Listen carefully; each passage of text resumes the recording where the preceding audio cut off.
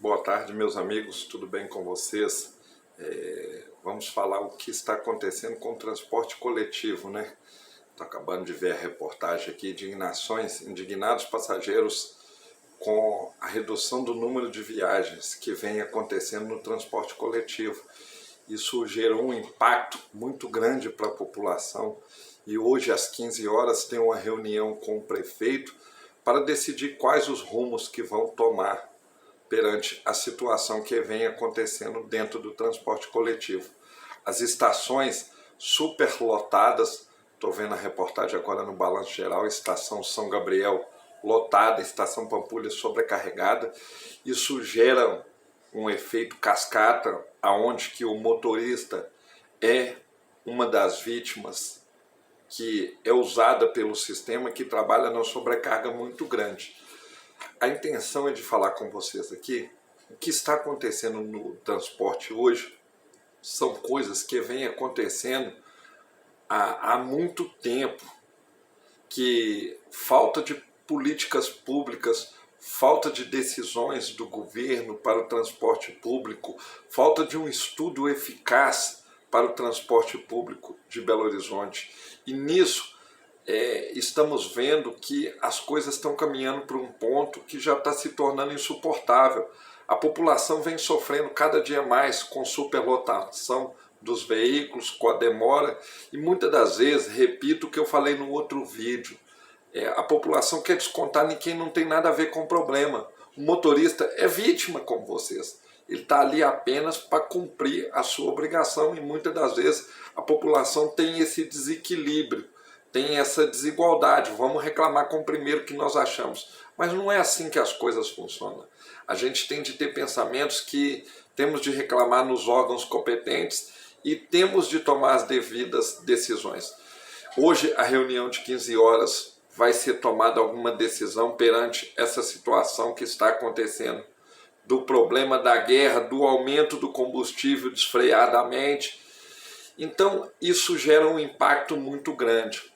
Outra coisa que está acontecendo nas estações que ninguém fala, vários ônibus quebrando, não suportando a superlotação e quebrando um ônibus demais. Ontem, por volta de 13h40, tinha um veículo quebrado, aonde que os passageiros entraram dentro do outro veículo superlotado, na linha 51, porque é uma linha que já tem uma carga muito grande. Então, o que eu vejo que está acontecendo? Se a gente não criar estudos para a melhoria do transporte, se a gente não criar decisões lógicas para a melhora do transporte, nós vamos caminhar por uma situação caótica como o Rio de Janeiro, que vem atravessando um dos seus piores momentos no transporte coletivo. Estamos vendo que esta vinda desses ônibus que foram colocados o nome de Calil Bus, ar-condicionado de suspensão a ar, ele atende a população de uma forma supérflua.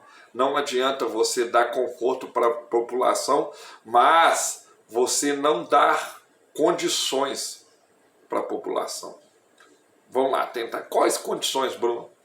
Melhoria nos horários, comprimento dos horários.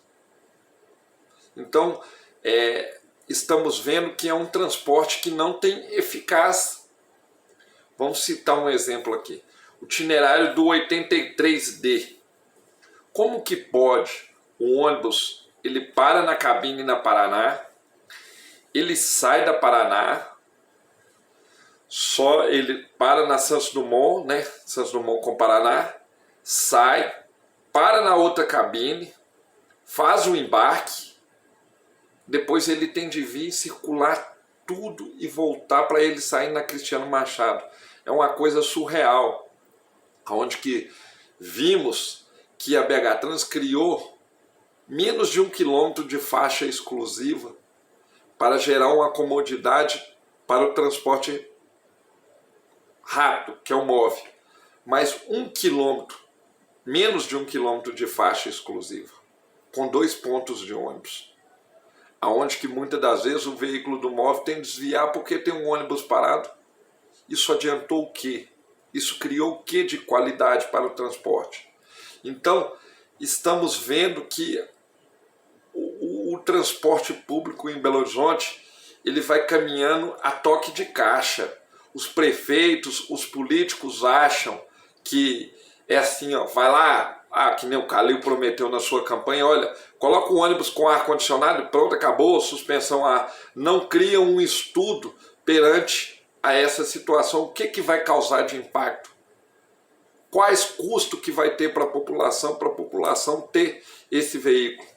O que isso vai trazer de benefício para a população, a não ser só o conforto? Como que vai ser fiscalizado as situações dos ônibus? Que estamos vendo que as situações dos ônibus de transporte coletivo em Belo Horizonte, depois dessa CPI da BH Trans, vem caminhando de uma forma caótica, onde que os empresários alegam várias coisas, mas quem paga o preço é a população. E nós estamos vendo que nossos políticos que foram eleitos para representar nós, que são os vereadores da Câmara Municipal, se calam perante ao problema e não tomam nenhuma decisão. E quem fica sendo sempre o culpado dessa situação, quem fica sendo sempre o ruim nessa situação? O motorista. O motorista, ele é culpado de tudo o que acontece. Mas por que você não olhou?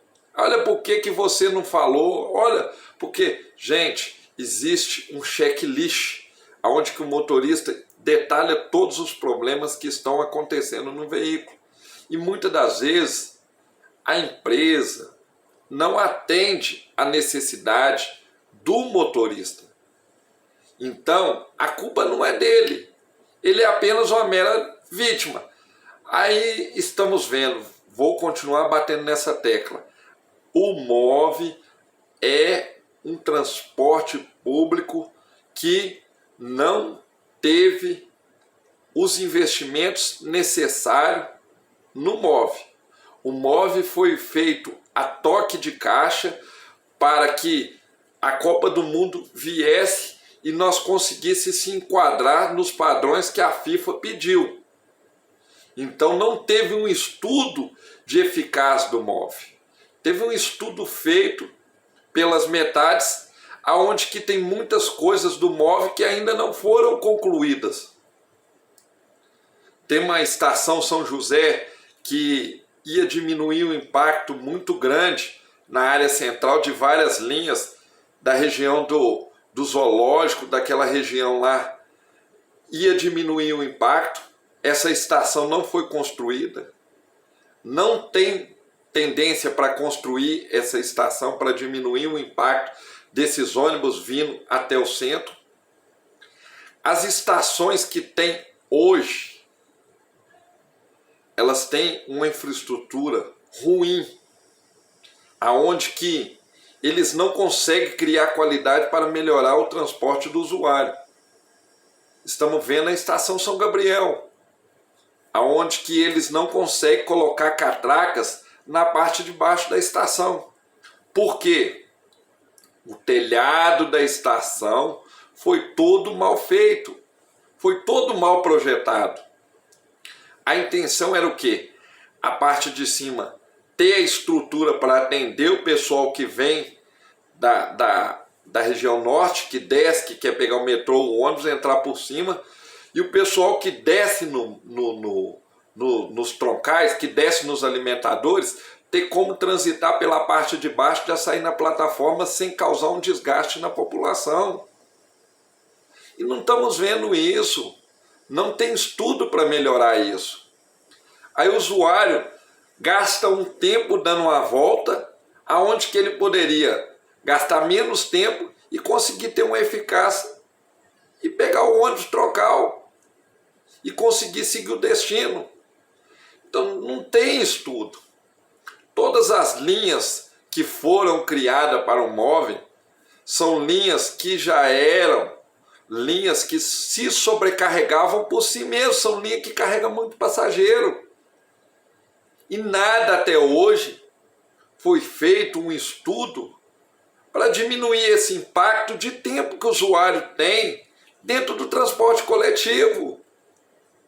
Então nós vamos vendo que as políticas públicas em Belo Horizonte, para o transporte público, ela funciona à base de toque de caixa. Vamos amenizar o problema passando mel na boca do povo e dando ônibus novo. Ônibus novo não é tudo. Nós temos de melhorar a estrutura do transporte, melhorar a qualidade do transporte, para a gente conseguir fazer o transporte ter uma eficácia. Uma outra coisa que eu falo e vou repetir sempre: os semáforos digitais. Nas pistas exclusivas era necessário ter os semáforos digitais para a gente ter um trabalho de educação com o trabalhador rodoviário, porque já é uma função aonde que o cara trabalha sob pressão e muitas das vezes ele acha que dá e não dá. E como que você para um veículo com 15 metros? Aí você fala, mas cadê a falta de atenção dele? Mas ele chegou em cima, ele para, machuca 10, 15, ou ele passa direto e toma multa? Então tem que ser feito um trabalho de educação a longo prazo. Os semáforos digitais nas pequenas cidades já existe, porque Belo Horizonte não caminha para essa evolução. Qual é a dificuldade? Eu li uma reportagem de um vereador que tem um estudo que isso ia diminuir o impacto de multas por avanço de sinal em Belo Horizonte, mas ninguém fala disso. Isso é uma das coisas que pode ajudar a população em si, principalmente o motorista do transporte coletivo, porque ele vai ter noção do que ele está fazendo. Lá no semáforo digital, ele não tem como ultrapassar. Se ele ultrapassar, ele vai ser multado. Então a responsabilidade dele é totalmente diferente. Então, estamos vendo que isso tem de mudar. Olha para você ver, coisas simples que o Estado poderia estar fazendo.